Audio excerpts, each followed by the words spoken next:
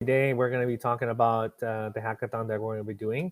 Uh, Today we have Zach Chappell from the CEO of Zephyr Cloud, and Zephyr is actually sponsoring Grid and Survivor now, and they are also going to be sponsoring this hackathon.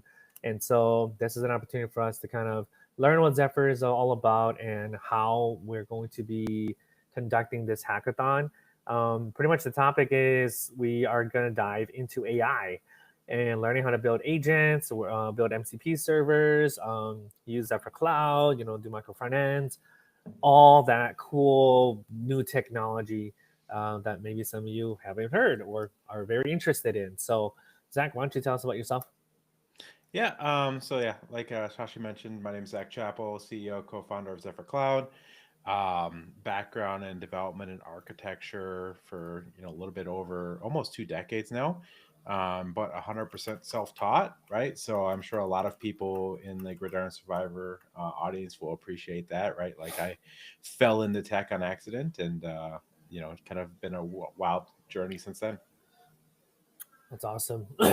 Yeah, and we're super excited to not just to use Zephyr Cloud, but you've been telling us about Zephyr Agency, and that is like um, pretty fantastic, I'd say. Can you tell us a little bit about it if you can?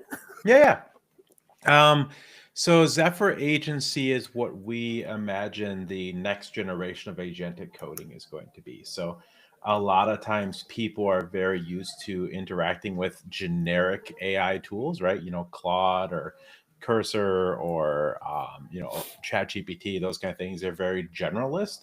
And we believe that working with open source communities and working with what we call agent specialists, you can actually have a much better experience. And I think that's kind of what this hackathon, I'm hoping, will help uncover, right? How Yeah. creating a specialized agent for yourself and then working with a suite of those specialized agents can, create something really special for not only, big companies, but also for individuals and people that are just using it for their day to day. Yeah, now that's very interesting how you say specialist. I know I was at AI Accelerator Week with you guys last week, was it? Was it a week Yeah, already? it was Oh, still man. last week. Oh, gosh. Oh no, 2 weeks ago, Two because weeks. last week Yeah, was see, Thanksgiving. see, Uh two. See, we're all messed up. But it was really interesting how when we were talking to Southern Glazers, you were like, you don't want a generalist yep. because agents are better as specialists. Can you explain that? Why are they better being S- specialists? So it's funny because like you see a lot of the tooling out there, they have you create specialists through like agent markdown files, or Claude has its make an agent or something like that. And the thing that it prompts you is like you're an expert React developer or something like that, right? Yeah. And that's generally where people start and where a lot of people stop, right? Hmm. But like if you've ever hired someone, what does expert actually mean? Yeah. What does Yeah. senior actually mean? And what values and attributes are you looking for in that individual? The research we've done with our organization and with our customers, we've actually found that giving the agents values and more human attributes on what they're looking for beyond just a title gives them much higher capabilities and much higher accuracy to what we're actually looking for than Hmm. just having a title by itself. And obviously, there's a lot of magic that kind of goes into that around like how we incorporate documentation and benchmarks and stuff like that. But I think as a general thing, like if you think about humans, like giving them a value set actually helps them to do what you want them to do. Yeah, that's interesting. And it's exactly what you're mentioning right now is when you're a jack of all trades, you are not very good at one thing, right? You're Yep. just okay with everything. But when you have a specialist, then that individual or that agent is just really good at that one thing and can give you like really great answers and context and all of that. Um, per se, that is what we're going to be building for this hackathon. Now, the topic that we are probably going to be building is a travel agent or like a travel website or something. with your expertise, like, what do you think we would have to build, or how can we consume that? Hey, welcome, Jeremy. Jeremy is part of Hey, the Grand Survivor team. Hey, nice. Welcome. So yeah, we're talking about the agent specialist that you may want to bring in Yeah. if you're working on a travel app. And I think there's a couple things that I would include. So like my wife had a birthday this year. That was a milestone birthday. So we went on a trip to Europe, right? And I used ChatGPT to go and help plan the trip. And like what a lot of people do these days. Yeah. And I really wish I would have had something that understood each of the countries that we went to, that understood that, certain countries, certain things are closed on specific days. And like, it was telling me, oh, you're going to go do this thing on a Tuesday. And, lo and behold, like everything in that country is closed on Tuesdays. Right. And that was kind of miserable because we didn't think about that and didn't have a specialist that was for that specific country. I used to be a foodie, and like Oh yeah. having, a foodie, that understands, my diet and how I eat and what I like to eat, like that could be a good specialist too. So like all those kind of things that are important for you, you can then have those kind of dedicated conversations with. And then the nice thing about that is it keeps it from, kind of blowing its entire context window on a bunch of different things, right? Because like that's the big battle with AI these days, like the compacting and the context window and the hallucination that happens after 5 seconds of a conversation. Having specialists kind of prevent that from happening. Jeremy and Tony, do you guys have any questions for Zach? I'll be right back. Yeah. okay. Yeah. So we're talking about agent specialists. Tony, I know you dropped in about 5 seconds ago. So we're talking about like how we can use dedicated agents to have a better experience as you all are building things around like travel. I think is what Shashi was saying. Like the hackathon is going to be around travel. Whether it's country specific stuff or interest specific stuff, or even technologies that you're working to bring into the application that you guys want to build, right? So there's some interesting things around how to craft a specialist for like React Native or micro front ends, or how you deploy things, or how to build an API, or like all of that kind of stuff. We can make dedicated specialists for it to make it a little bit easier to interact with them. So you're not like me where I'm yelling at the AI every 5 seconds. Like, I told you 7 times we're using this version of Tailwind. Stop using Tailwind 3. We're using Tailwind 4. You're hallucinating. And then I just end up typing in all caps for the rest of the day. So, it's a lot easier when you have like a Tailwind 4 specialist that explicitly is blocking the use of everything Tailwind 3, that, understands that you're using Vite or RS Build or Next or whatever it is. So you don't have to keep reminding it every single time you do something. It's a little too raw, Shashi, because like I had to do that today. I was like, I told you, right? Stop looking at Tailwind 3 documentation. Yeah. But that's the one that comes up. No. Yeah, no, you're using that. Your information is old. You're wrong. Oh, yeah. I'm sorry. Let me correct that for you. Oh, that's why we got the stickers. Hold on. Where's the stickers? Yes. No, you're absolutely correct. Backpack. Yeah, you got one of them. I do. My backpack's not here. It has all the stickers. So we got stickers that I was like, no, you're absolutely right. So I have a quick question. Just what you're talking about, creating like dedicated agents, like structurally, like this is all pretty new to me. Do you just like set up separate repositories, or how do you organize that workflow? I'll speak towards like the general part and then kind of like what we're building. So like generally inside of things like Cursor or Claude, they have capabilities for you to create an agent. Sometimes they'll live in something like an agent's MD file, so like a markdown file that has some specific things about the agents. Or if you use Claude Code, it actually makes a directory of markdown files, and there's a specific markdown file for each agent itself, right? And that's kind of how most people are doing it today. There is some platforms out there for creating agents that exist. Amazon has like Agent Core, and everyone else is, working towards that space. So that's kind of what's available now. Um, with the platform that we are creating, we are making it a little bit easier than that. And we're making it more conversational rather than something that you're going to be storing and interacting with in Markdown. So our goal is to kind of bring it to not just the developers, but to folks like my 11-year-old who's asking questions about weightlifting, and I want to give him guides about that, or my daughter that's learning Chinese again, or my other son who's all about football. Like, I want to be able to um, give them specialists that they can interact with, that is more of a curated experience.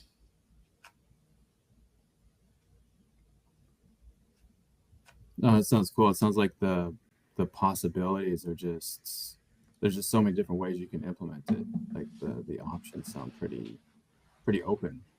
Yeah. Well, and it's funny because like I'm a peptide nerd too. Shashi will tell you, like, I'm starting to get into like all kinds of peptide stuff, and like I want to have a peptide agent specialist that understands, which peptides I'm using, how long I've been stacking them, like, Wow. the how it's impacting my blood work and all that kind of stuff. But I don't necessarily want to be pushing that information to Chat GPT, right? I may want to have my medical records on my local machine and interact with an agent on my local machine, that has the ability to go do some research, but doesn't actually ship all of that stuff off to the cloud, right? Because medical data for most people is something they want to keep private. So like Mhm. being able to work with a specialist that I can run locally on my machine is also very appealing to a lot of people. Is this kind of related to? I've just started researching some of this. The concept of like having separate databases or like a vector database that you can augment um, like a prompt with, where you have a specialized set of information living in a like a separate area.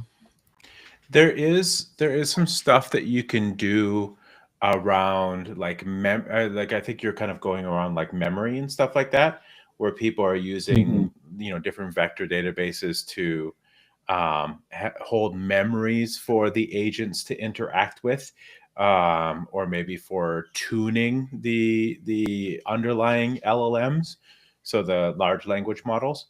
But the Yeah. reality that we've seen is the vast majority of organizations and the vast majority of people don't need to get to the stage of actually fine tuning models. Like, that's just a very expensive thing to do for what we've seen to be a less than optimal improvement. Whereas changing how you prompt and changing the system prompts that go into things, as Shashi saw 2 weeks ago, has a very dramatic impact by itself.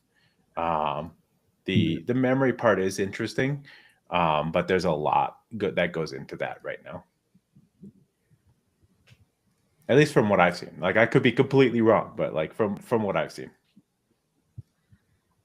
Yeah, no, I went to there's a MongoDB conference like a month ago in Dallas, and I mean I was just trying to learn what's going on, and they were talking a lot about that at the conference and how Yeah. they're using it, maybe more at an enterprise level. I wasn't sure, but Yeah, there's a lot of people that just went to reInvent too, the in Vegas, the AWS conference, and they were talking a lot hmm, about AI and Agent Core and RAG and all kinds of stuff. But like, um, a lot of it is selling to enterprises, and some of it hmm, is extremely useful. But um, for the things that I would anticipate us needing to do during the hackathon, and even like for myself and the stuff that my family's doing, like that's way beyond what I would need to do. And also, it's a lot of money that I don't feel like spending. So like, I don't want to spend hundreds of thousands or millions of dollars to train a model, right? Like, I don't need that, right? I have a laptop. Let's use the laptop and see where we can go from there. Awesome. Hector, Alex, thanks for joining. I know I didn't update you guys on the time. It's totally my fault. I was It's going 2 off o'clock Zach's for me. time. Yeah, I was going off Zach's time. My bad. It's all good. But we're just talking about the hackathon and asking Zach about creating agents, how to do that, ideas and suggestions on how can we achieve that. I mean, you can go beyond that too, and just asking Yeah. just other AI questions as well. I think something interesting would be to talk about the micro front end side too, because Yeah. like part of what when Shashi and I were brainstorming some different ideas, something that's really interesting is this concept of micro front ends. And so think of it as, being able to decompose an application or a site into smaller pieces that you can build and deploy independently, which is really fun, especially as you start to work with a group, right? Because someone may be working on one aspect of the experience, like the chat widget. Someone else might be working on like the search or the details page, or some particular aspect of the platform. And when you use micro front ends, that allows you to build and deploy them independently, but then as an end user, you can experience them as a monolith, which is a really nice thing, because users want something that is cohesive. Developers and people working on things want to work on just their little piece, right? Because like, I don't care about what you're doing. I want to be able to work on my header, and being able to do that independently is very valuable. And I think a lot of big organizations, that's kind of where they've been going. So Module Federation, which is an open source library that we work on. It's up to like 5.3 million downloads a week now. So it's used pretty much everywhere. Like it's in the Rivian cars, it's in the Sony PlayStation, it's in Google Smart Cities, it's in Microsoft, it's in Google, it's in Apple. So like it's everywhere. When I speak at conferences, I throw out my Thanos glove and be like, it's inevitable. But like it's a good thing to understand how to use that to compose things. Yeah, definitely. Now that we have access to Zephyr Cloud and the ability to use Zephyr Cloud for Model Federation, CI/CD, and all that, it is going to be way more efficient to use that. I'm super excited because I haven't played with it yet. I've seen you guys use it. I've seen your team use it, and I'm like, okay, I'm stoked to be utilizing. Bro, my it for 11-year-old Model uses it. Federation. My 11-year-old. So like he was building a website to sell Wow. microgreens, and he's like, I want to use that for cloud. I was like, okay, go follow the docs. So he's well, actually he's 12 now. He's like, yeah, I don't feel like reading all those docs. So he just pointed Trey at it, and he had Trey's an AI IDE created by ByteDance, and so he pointed Trey at it, and Trey added the one line of code you need to add Zephyr, and he's like, he didn't have to set up a CI/CD pipeline. He didn't have to set up a cloud deployment. It's literally one line of code. He logged in, and it deploys directly to the edge. And like the deployments are about 130 milliseconds.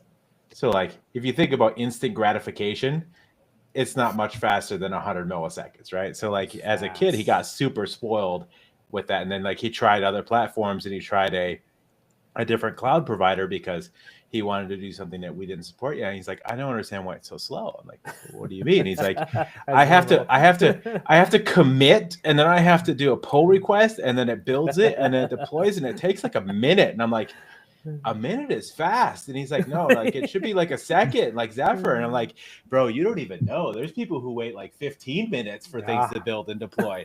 And he's like, oh, that's forever. And I'm just like, you are 2 hours so for me. destroyed. Well, yeah, an hour and a half. Yeah. Faster than you could say 6, 7. Like it's deployed. So no, it's crazy. I'm super stoked to be able to play around with it, to benchmark it, to build stuff with it, because just not the speed, but the ability to do micro front ends in the cloud. That's amazing. Like it's going to be so cool. I'm actually going to tweet that right now. Faster than you could say 6, 7. That's too funny. Now, for my team, I don't think anybody has worked on micro front ends yet, right? Alex, I think you've played around with it, but that's it. Like you've heard my talk about micro front ends, but that's it. Like, I don't think anybody here has the concept of it and why to use it, right? Yeah, I Yeah, just watched a little YouTube video on it, but I haven't tried it out at all. Oh, you'll find out. Yeah. Yeah, it's great. Yeah, I can tell you how we use it at Microsoft. So my team works with 150 different teams, right? And everybody has their own way to calculate costs and all that stuff. Some are the same, but many of them are different. And so right now we are the bottleneck. We house all that computing power, and we have to be the ones that update the code and all that stuff. And it's all in a monolith. So if let's say virtual machines decides to update their logic, but Alex from storage was like, hey, I need this up. I need my changes up. I'm like, well, I'm sorry, bro. You have to wait until we get this done because you're tied to this monolith.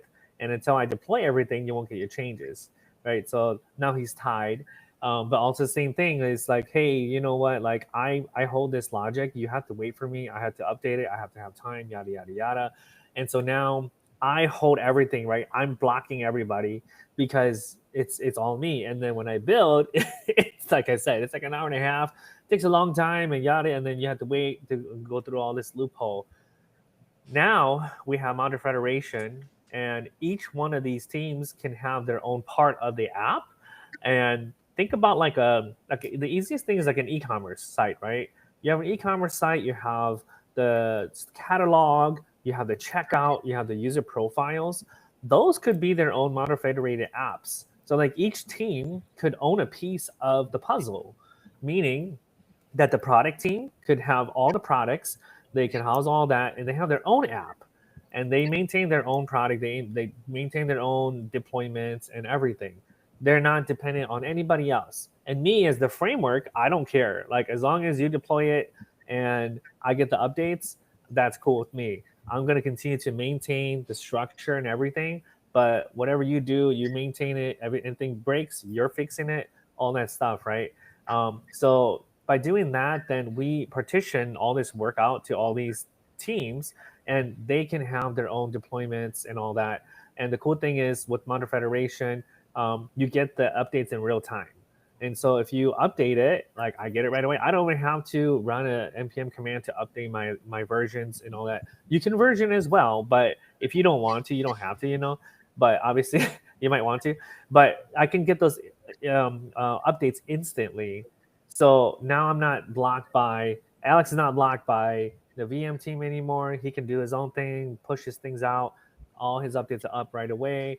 I can still maintain the platform and get things going, make sure things are in order. And so now we partition all this work, and teams are doing their own stuff and deploying their own ways. And that's where I think Modern Federation is fantastic at. And the other really cool thing is, like, let's say Jeremy has a UI component library, right? And he has some private components that he doesn't want to like anybody to use yet. In his configuration, he said, hey, only these components are available for these Modern Federated apps to consume. That way, like I can still keep these private and you're not getting like all this extra junk, right? And so, and then for you taking it in, you can say, you know what? I only need these components. You know how when you import components right now from like these libraries, it's the same thing concept, but instead of doing that, it's only importing those packages or those items in, keeping your application more lightweight. And so, you know, everything nowadays is speed, like Zach was saying, speed, speed, speed. And this is a great way to mitigate all these compressions and spread out the logic and the workload so that these teams can own their own stuff. I can work with my own things. And at the same time, like you're only taking in what you want and you're only exposing what you want the other teams to utilize. Like you don't have to expose everything in your app. You can just say, hey, only these things are Modern Federated. And so if I consume it, I'm like, okay, I guess I can only take these things and I'll just take them for now, opposed to taking everything you have. Because some things might be, you know, proprietary or not just that, but it might not be ready yet, right? It might be in preview mode. So I think those are the benefits that I see. I don't know, Zach, if you want to add anything to that. I mean, like land it to like an actual concrete example. So like if you guys have ever been to like bestbuy.com or lululemon.com, like they both use module federation, and you know, the header, the footer, the product details page, the product listing page, the hero on the page, all of those things are usually completely different teams, right? And like something like the checkout, you may expose that checkout or that experience to multiple applications, right? Maybe you have a Best Buy for Enterprise, or you have a you know, a custom Lululemon, you know, page, or an international page or something like that. And rather than copy pasting that code multiple places, which, you know, happens a lot, we've all seen copy pasta code everywhere. Being able to federate that and then bring it into another application and have it either be versioned or evergreen, depending on your risk tolerance, is a really, really big value. And that's kind of the important thing, right? So Shashi mentioned like you can have it evergreen, which means like every time the remote updates, you get that update. That's really good until something breaks, right? That's when you want something that's versioned, right? Because you have somebody on a different team that pushes something that takes down production. Well, if they've already gone home, you know, good luck, you know, pushing the previous version, if everything's evergreen, because you may not have even known who did it. But by having everything versioned and segmented off, it gives you a little bit more security to make sure that you don't take down production. Is it difficult for an organization to migrate to a module federated setup? No, all you need is one shell and one remote. And that's it. And then you can decompose as you go. Like for us, like when we migrated to module federation, like we built the shell, and then it kind of like how when you go from monolith to microservices, you just decide which things you want to carve off one by one. And the recommendation we usually give to people is a good place to start is parts of the platform that move at different velocities. And that could be both positive and negative. It could be, we never touch our privacy policy page except for like once every 5 years. Great. That's a thing that you can carve off as a micro front end. You never have to build it again until you change it once every 5 years. Or you have something that is high velocity because, you know, so the team is moving really quick and they have a lot of things they need to get done. That's a good thing to have as a micro front end, because then that team can build and test and iterate extremely fast, independent of the rest of the ecosystem. So like those are a couple ways that we describe decomposing things for people.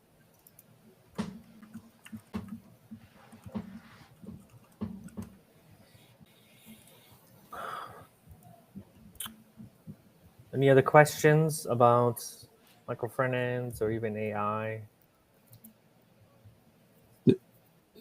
I guess it doesn't matter how your application is created. Like it can be written in any language, and model federation, you can just apply it, or are there some limitations there? I mean, for the most part, we're dealing with JavaScript, TypeScript stuff, right? So like, you know, we're not doing federation on like .NET or Java, even though we do, for some stuff, we do have some module federation stuff in .NET Core, but we're not going to talk about that. But like, if you're doing front end stuff, yeah, Shashi, that kills me. But like, it's mostly for front end or for BFF, so stuff that's node based or JavaScript based. Those are things that we do the most with module federation today.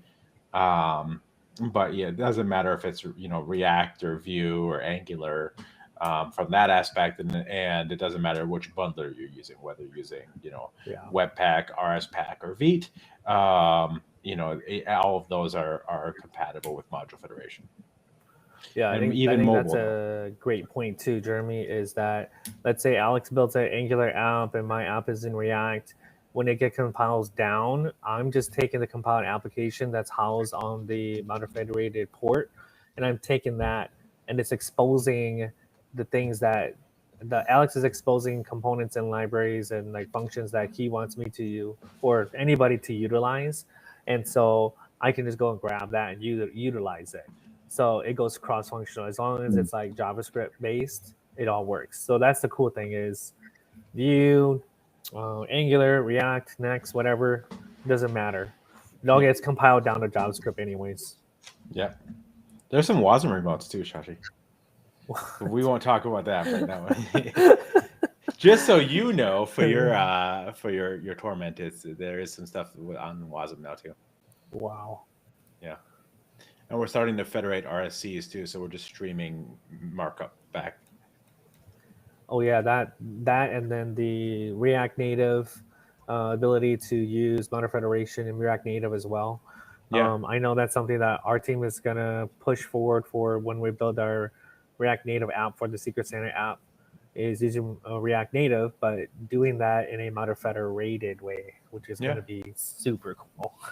Yeah, that's going to be fun because like then you could do over-the-air updates on your own infrastructure. So like that's pretty nice too. Yeah, so I wanted to hit back up to the hackathon. I know everybody here is in on the hackathon. There's a couple more as well. I think it's like we have 5 more individuals, and we're gonna try to get more. So this is to whoever's listening. If you're interested in this hackathon, let me know. This is available for the Discord that we have, but I definitely want more individuals involved. And if you're interested in like wanting to get into AI, wanting to build agents, build your MCP server and all that stuff and learn with us, like just DM me and, we'll get you in and we'll figure that out. But just speaking about the hackathon itself, I think we have a good topic. Many individuals give me different things, but I think the one constant one was the traveling one. And I think that's the one we'll probably go with because, like Zach said, we could build a lot of agent personas on this. We could build country-related agents. We could build a food agent. We could build like one that finds events for kids, or like this. There's so many opportunities for that, and I know Alex, Michael, and Tony. I think Hector too. You didn't come when we were talking about this, but to have a more specific agent is better than to have a generic one. That's why we want to have more agent personas, because then we could have those specialists come in and help when those questions are asked, or when an individual says, hey, I'm planning for my Spain trip and I want to go to the beach during this time frame, and I have these dietary restrictions. Please plan out a schedule for me, right? Like, doing that, a generic agent could do it, but we all know like AI is it hallucinates a lot. But when you give it more specificity, then it gets better. And I think that's one thing I learned, Zach, last 2 weeks ago was when I was talking to, I forgot who it was, but he was pretty much saying like, hey, we have all this documentation, but only 10% of it is good. Like the rest of it is junk, and it's not very detailed. And it was a light bulb to me, pretty much saying, oh my gosh, that's how my documentation is. We don't have much of it. And even, at Microsoft too, like we have some, but it's not great. And if I read through it, I'm like, oh, of course I would hallucinate. So if an agent is going to hallucinate and have like many guesstimations and things that it thinks it's going to autocomplete, then a human's going to do the same thing. And so if you write more detailed documentation of like, here's the pros, the cons, what to do, what not to do, then the human and the agent will hallucinate less. So I think you're talking about the architect guy, right? Correct. Because he was talking about how their architecture documents today try to encompass every aspect of architecture in a single document. And like as a human, you're scrolling through and you're like, too long didn't read, like I'm not even gonna bother with this, right? And the AI does the same thing, right? Because it can't even parse some of those really big documents, right? And he said that going through the exercise of decomposing things to a specialist also help them to structure their architecture documents themselves better, because he's like, why do we have all this repeated garbage in here in every document? And the humans don't even want to read it. Nobody's reviewing it because it's just too long. And by having super succinct documents that are specific to the individual humans that are looking at them, then it's even easier to be able to grok them and be able to work through them, and the AI is actually the exact same. So the things that we taught them how to do with agents also applied to the humans just as much, which was actually a pretty decent insight that came from the week. Yeah, it was like a light bulb moment for me, and I was like, no wonder why my contractors are they don't know what to do, because we give them enough steps, like step A, B, but we miss D and C and E and whatever, and they're Yep. like, I think it's like this, and I'm like, what do you mean it's like that? No, because it should be like that, right? But we know the steps already because we've gone through the motions, but we didn't Yep. update our documentation. And we didn't tell them like, hey, don't do this, don't go over here, it's not going to work, right? But they Yep. went there anyways, and it's like, oh, why did you do that? Oh, because that worked for the other scenario. And it's like, yeah, that's true, but it's not going to work for this one. So same thing with AI, where if you're more specific, then it can get to the solution with more accuracy than opposed to being trying to hallucinate and figure out what the endpoint is. So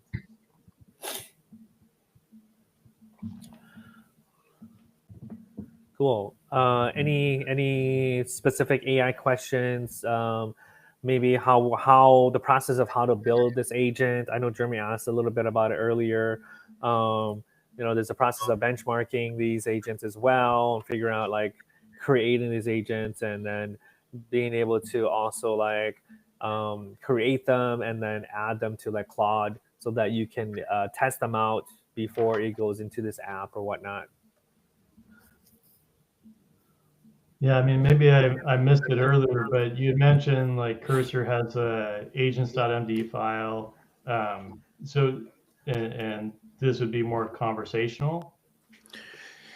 Yeah, so the application that we're building, that we're hoping that you all will be able to play with a little bit too, depending on how far we can get along, is a conversational platform. So think of it like a Discord or a Slack or something like that you're able to communicate with those multiple agents at the same time, and which we think is going to be kind of like the future of how you work with AI.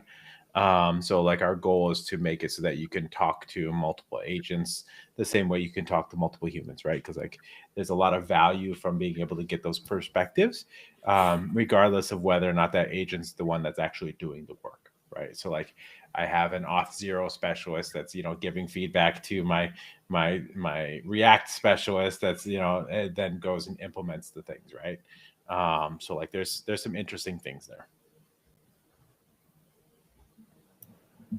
Yeah, I was kind of thinking too, because earlier, like in the past, a little bit, like a few months ago, I've built an AI agent that used, or an LLM in a sense, that used like other LLM agents specific for that task. So is it kind of something like that where the LLM can kind of reason what you're asking, and then it goes and picks the certain custom function to use that specific agent for those types of tasks? Yeah, that's something that you could definitely do. So there's a time and a place for like we call those like orchestrators, right? So like to have like an orchestrating agent that will then go and decide which agent with which context to have assign which task and which underlying model you should be using for that. And that's what Shashi was mentioning around like the benchmarks, because you don't always want to choose the top tier model that costs you, $50 per million tokens, when you're doing like parsing a CSV, right? Like if you're doing very basic stuff, you could probably use a very cheap model to accomplish those tasks and have equally good results. So like there's a lot of research and things that go into benchmarking, like which actual model you want to be using, and how to properly orchestrate and route those to the underlying models.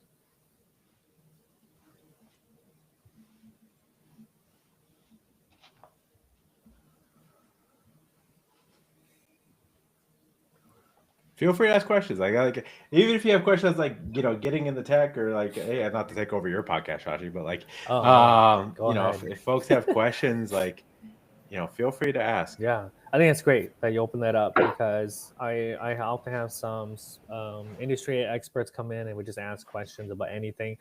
And I want to phrase it this way too: No question is a bad question, okay? Even if it's Yeah. the most basic, like, hey, what is an MCP? Can you explain that? Like, don't be afraid to ask, because oftentimes I'll ask those even though I know, but I know it's gonna benefit you guys, right? But just ask anyways, because this is like the best forum. Like we have Zach here, who's super experienced in the industry. He's the CEO of Zephyr Cloud. Like he knows a lot of people. Like everywhere I go, he's like, hey. I'm like, dude, you know too many people, man. So he's in the know. So definitely ask questions. He's got a load of experience to provide. I have a pretty heavy question, which I'm kind of scared to ask, but Do it. with all the things that AI is doing, with these agents doing these tasks and all that, I notice a lot of companies kind of feel that juniors are sometimes a waste of money and are like, we're super risky. Like we come in and we ask questions and we're not up to speed. So I guess the question I have with how advanced AI is getting, do you still kind of feel juniors are a very good investment, or do you feel they're risky? And if they, like, if a lot of places do feel like we're risky, like why do they think we're super risky? And like how can we convince companies that we're applying for, like, hey, I'm not risky and here's why? Yeah.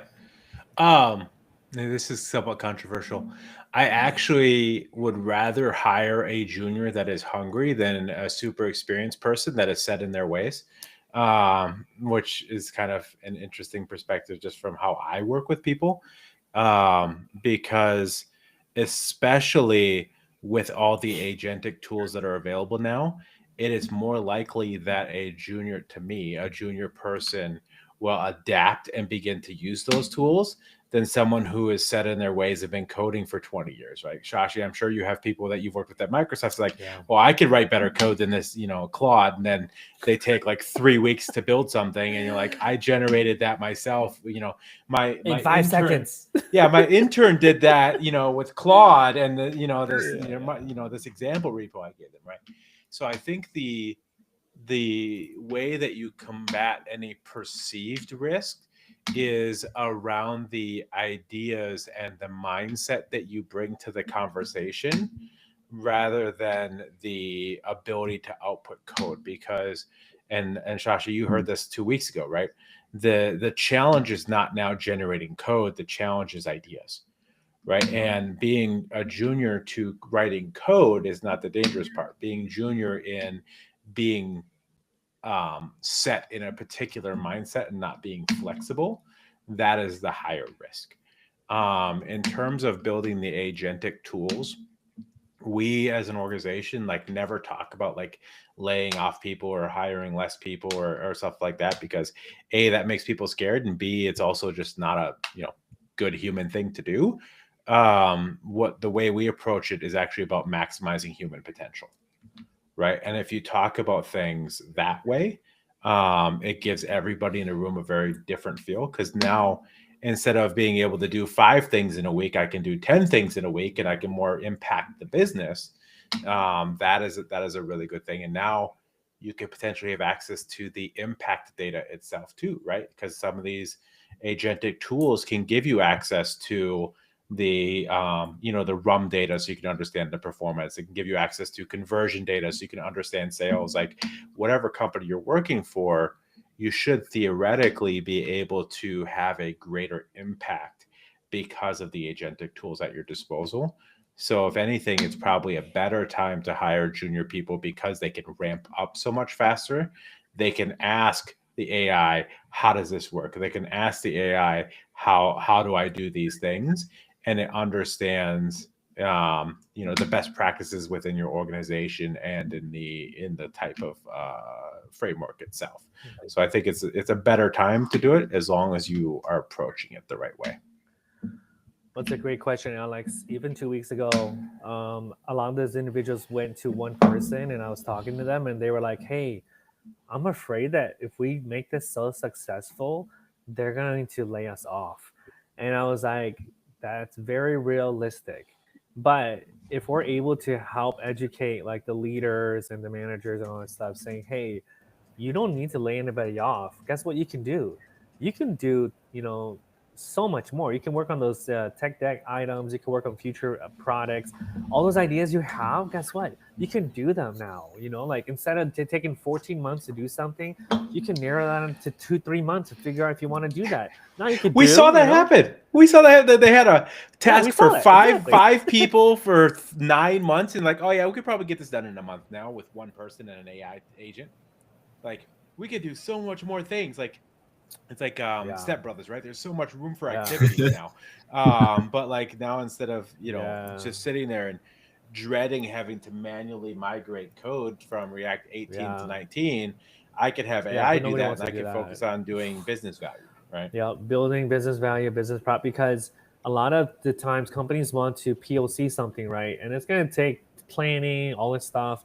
But if you build these agent personas and build this process right, you can do it within 3 months, and now you could do 4 of those POCs in a year instead of 1, right? So you could prove that out and be like, oh, now we have 2 successful POCs as opposed to 4, And so you get there faster, you can do more, and that's how we want to frame that. And obviously, it is hard because a lot of leaders are like, we could do more of less, and then eventually they're like, wait, actually, we can do more with more.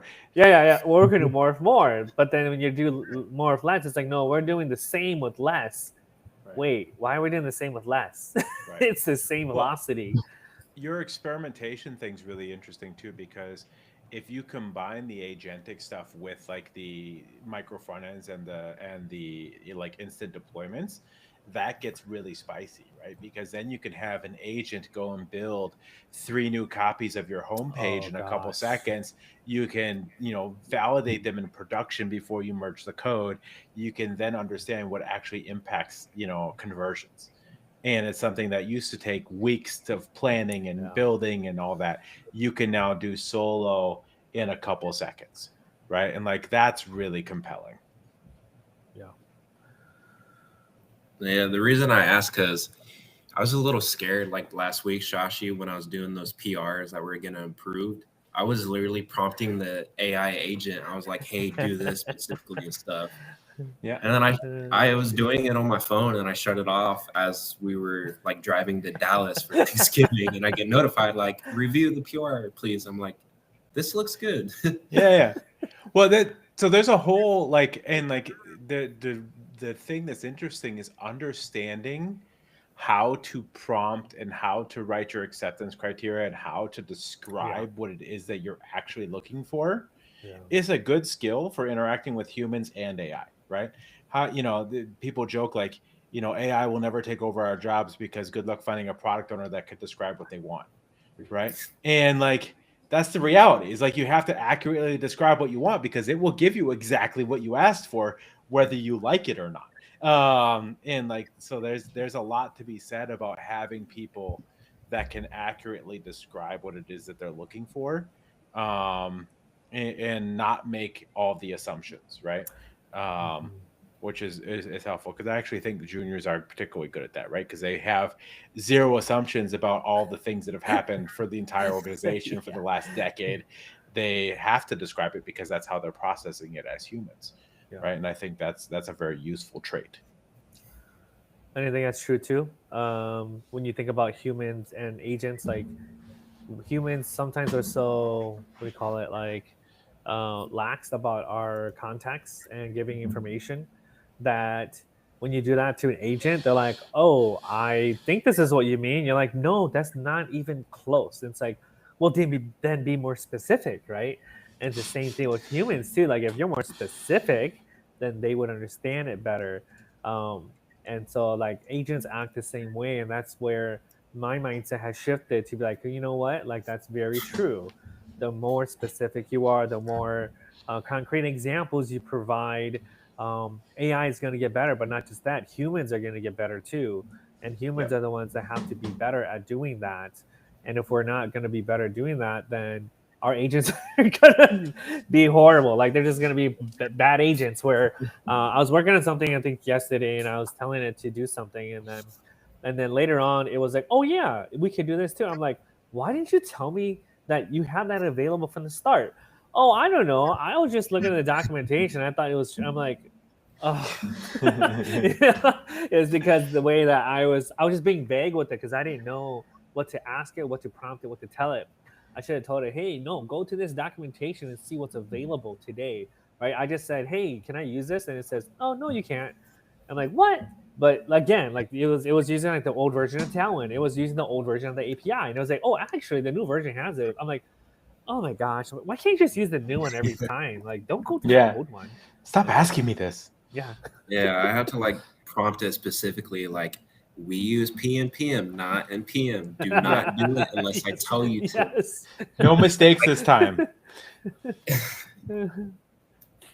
Yeah. But yeah, Well, and that's where having sorry, Alex. I was gonna say, like, that's where having those specialists really come in too, because with a specialist you could explicitly forbid those kind of things, right? Yes. And depending on how you instantiate it, right? Like there's spawner, like we have a concept of both spawner prompts and task prompts, right? So like the spawner prompt is the thing that happens every single time it starts taking a request, and then the task prompt is added to whatever task the human gave it. So like those kind of things being in the initial prompt every single time at the top of the context window is extremely valuable to keep it from doing that kind of behavior.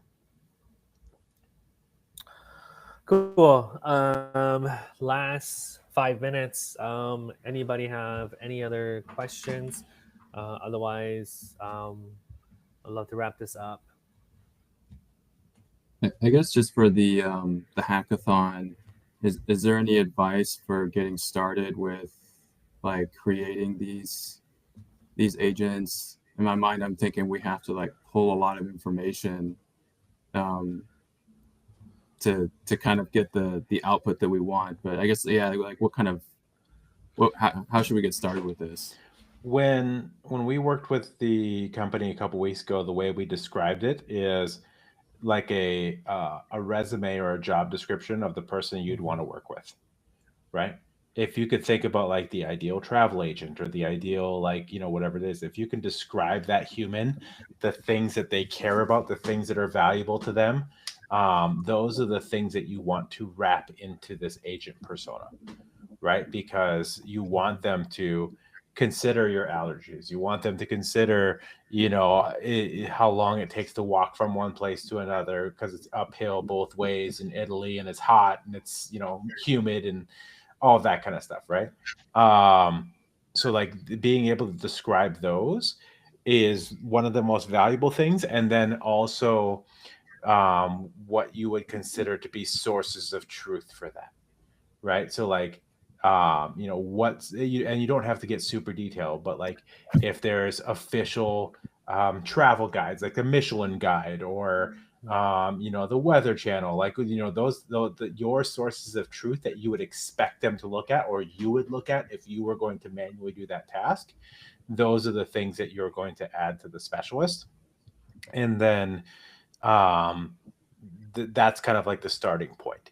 And then the way that we will validate those is through a benchmarking framework, and you will go and create what we consider to be like a golden master, right? So like you say, if you were to go and do those things yourself, what websites did you go to? What information did you get from that? How did you search for it? Like all that kind of stuff.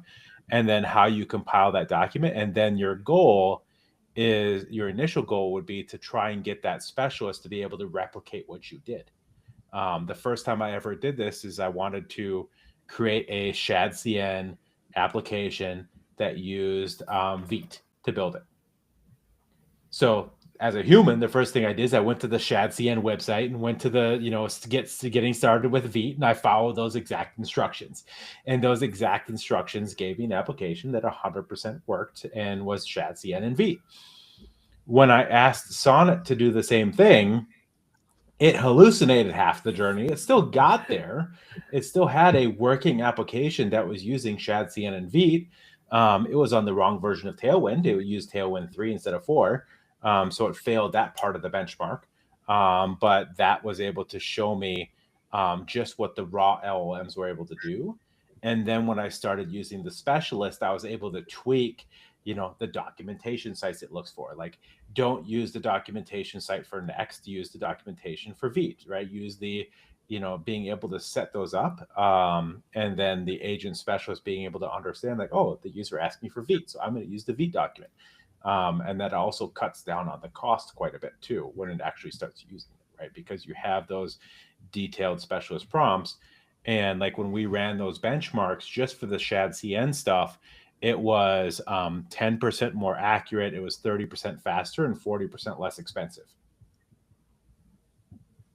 Just by changing how we use the same underlying frontier model, right?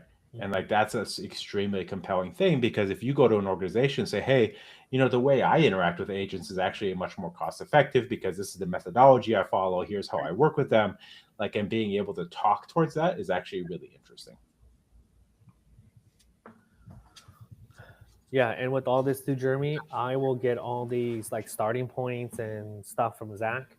That way we have a frame of reference to go off of, and then when we start putting the teams together next week, I'll have some instructions on what you guys will need to do, what roles you might need, and all that stuff, and then we'll go. And the great thing is, this is a 2-month long hackathon. It's not like, hey, overnight, like, let's get this. No, I want to give you guys the ample time to learn and get, hey, you know what? You might finish this in 2 weeks. Great. Right. And then you tweak it, make it better, all that stuff. Awesome. Yep. But that time frame gives you time to do all that. And then if you have questions, we have Zach, and I can always go ask and get some clarifying answers and all that stuff. Because this, I really want us to learn how to build this and how to understand it. And even a standpoint of like going to build your own MCP as well, because that will help the agent and give it context, more context, right? And all this stuff is only going to bring your skill level up in working with AI and be in the forefront of it. Because I mean, Zach can speak about this. Is there are people doing it now, but there's not many people like going head in, like diving straight into it and like learning it from the ground up. And like you get it. Let's say you get it done in 2 weeks, right? Then your goal should be to tear it completely down and do it again in 1 week. Tear it completely down, do it again in 2 days, right? And to be able to figure out, okay, how do I get there faster? How do I get there with less errors? How do I get there with higher quality? How do I get there with better end user performance, right? So like there's kind of like 2 layers of complexity that you're adding. One is to be able to get there with less human in the loop, right? So like less interactions from you as a human, and being able to see how far you can get on that. And then also to see how far and how cost effective you can be getting there from zero, right? And if you can optimize for those 2 things, by the end of 2 months, you should be able to do 1 or 2 prompts and have the entire app spit out, right? And like that's the goal, right? And 1 prompt gets you the product requirements, you review app requirements, and then you say go, right? Like if you could get to the point where you have 2 interactions, I would consider that winning, right? Because the first one's like, are you actually going to give me what I asked you for? And then validating that it actually gave it to you. So I think that's kind of the end goal, is like, if you can get to the point where you can go from an idea to reviewing its interpretation of your idea and then then you're in a good spot. How long would a prompt like that look? So we jokingly said it should be a Teams message, right? So like a Slack message or a Discord message. If you can get to the point and say, hey, I'm going on a trip, I need an app to plan my trip. Yeah. And then it gives you ideas for it, and then you select which ones you want. It goes and makes the product description, then you end up with what you want. That's really cool, right? Darn good. Yeah. It sounds ambitious, but it's not. Yeah. Like that. I mean, it's true. We've seen the light. Like, Yeah, we've seen it. And I think that's the thing, is we've seen it, and it takes time. But when you get better at it, like Alex has been playing around with AI. And I know Alex, from the beginning, he was like, oh, I'm doing so much. And then now it's like, oh, this is so much easier now that I know Yeah. how to prompt it, I know how to ask it, and I'm getting Yeah. more finite solutions, right, Alex? Like you just Deterministic. you just got better at using it. AI was pissing me off at first because like I told you no. I told you no. It's like trying to talk to like your crush. I don't know. Like you gotta be. It's like talking to a woman. You gotta be. I don't know. Wow. Wow, you went Wow. there. Wow, you went there. Canceled. No, I didn't say that. No, it is interesting because like the longer you work with it, the more you learn how to describe it. And like I have to talk to my kid, like Shashi, you know, you got multiple children too. Each Yeah. one you have to talk to Oh, differently, right? gosh. Yeah. And like, you know, I with 4 kids, the way I talk to my 8-year-old is very different than how I talk to my 13-year-old. I have to add a couple more bruh. But like it helps to understand how the underlying LLMs communicate. Yes. And that's something that's interesting too, is because depending on which frontier model you're using, the way you structure your prompt is different, right? And they have best practices for each of those models now, because I don't know if you've gotten to that level yet where you're playing with different I structures haven't of even prompts. gone to that yet, and that's something I'm really interested to get to. You know, It's that's it's like, fun because like GPT is different than Quen is different than you know others, and like there's people looking at different modals of stuff like communicating with voice versus video, and like how you persist memories and like all that kind of stuff. Like it's exciting, it's fun, it's scary, it's you know it's all of them at the same time. awesome. Well, Zach, I wanted to thank you for joining us on this stream. This has been extremely helpful in getting us like understanding of what we're trying to achieve here, what we're trying to learn. We're super excited to be sponsored by Zephyr Cloud as well. Excited to use Zephyr Cloud, but also excited to play around with Zephyr Agency when it's ready. And all this hackathon too. Thank you for just providing sponsorship for this, because I know we can always do this for free, but when there's skin in the game, then it takes it to another level. So I also want to thank everybody that is listening and watching. Again, if you're interested and you want to join this hackathon, just DM me on LinkedIn or X. We could talk about it, and I can try to get you guys in. Definitely want more participants in this so that you can learn, because we're going to be learning so much in the coming months here. So again, thank you, Zach, and we will see you Thank guys you. in the next one. Cheers. Bye. Thank you.